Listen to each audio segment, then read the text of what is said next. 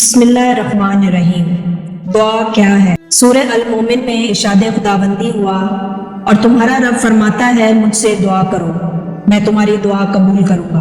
دوستو، دعا کئی معنوں میں مشتمل ہے، جن میں سے مدد طلب کرنا، سوال کرنا، آواز دینا، تعریف بیان کرنا وغیرہ وغیرہ ہے۔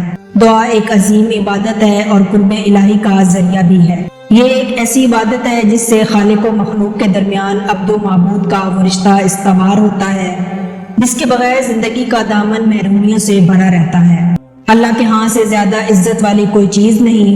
رسول کریم صلی اللہ علیہ وسلم نے فرمایا کہ کوئی چیز اللہ کے ہاں دعا سے بڑھ کر عزت والی نہیں۔ صحیح الترمذی حدیث نمبر 2684۔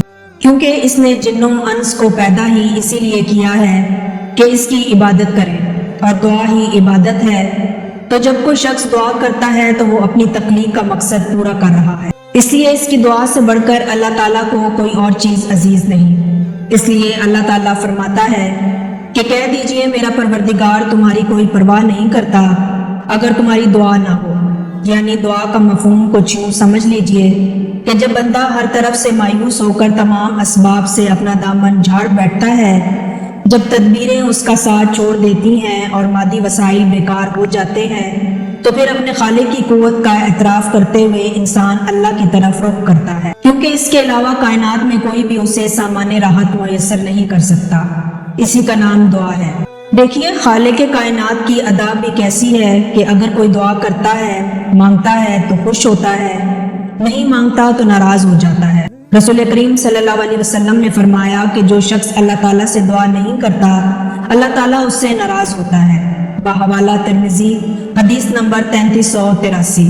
مومن بندہ اگر دعا کے آداب و شرائط یعنی اخلاص، جلدی نہ کرنا، بھلائی کی دعا، حضور قلب، رزق حلال، نبی صلی اللہ علیہ وسلم پر درود وغیرہ کا خیال رکھتے ہوئے دعا کرے تو اس کی دعا کبھی رد نہیں کی جاتی۔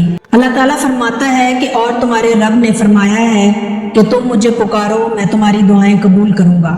سورہ مومن آیت نمبر 60۔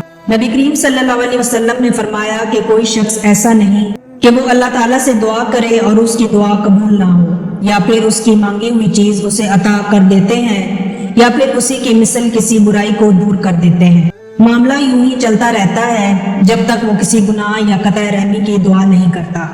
بحوالہ ترمذی حدیث نمبر 338۔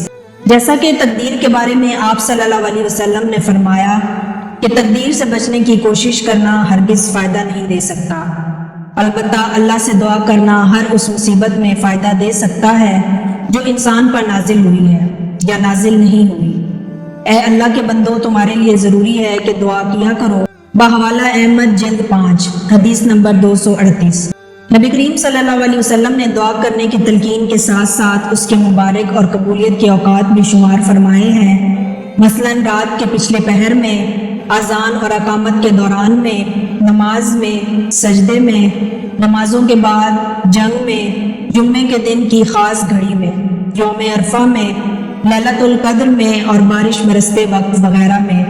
نیز آپ صلی اللہ علیہ وسلم نے چند ایسے حالات بھی ذکر کیے جن میں دعا کبھی بھی رد نہیں کی جاتی، مثلاً مظلوم، مسافر، باپ کے بیٹے کے حق میں، حج و عمرہ کرنے والے کی، غازی فی سبیل اللہ کی، بھائی کی عدم موجودگی میں اس کے لیے، عادل حکمران وغیرہ۔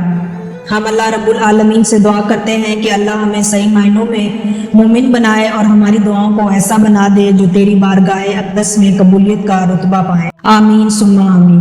دوستو، امید کرتے ہیں کہ ہماری آج کی دعا کے حوالے سے یہ چھوٹی سی ویڈیو ضرور پسند آئی ہوگی۔ پسندیدگی کا بہترین اظہار یہ ہے کہ آپ اس ویڈیو کو لائک کریں اور اپنے دوست احباب کے ساتھ شیئر کرتے ہیں۔ ملتے ہیں نیکسٹ ویڈیو میں، تب تک کے لیے مجھے دیں اجازت۔ اللہ حافظ۔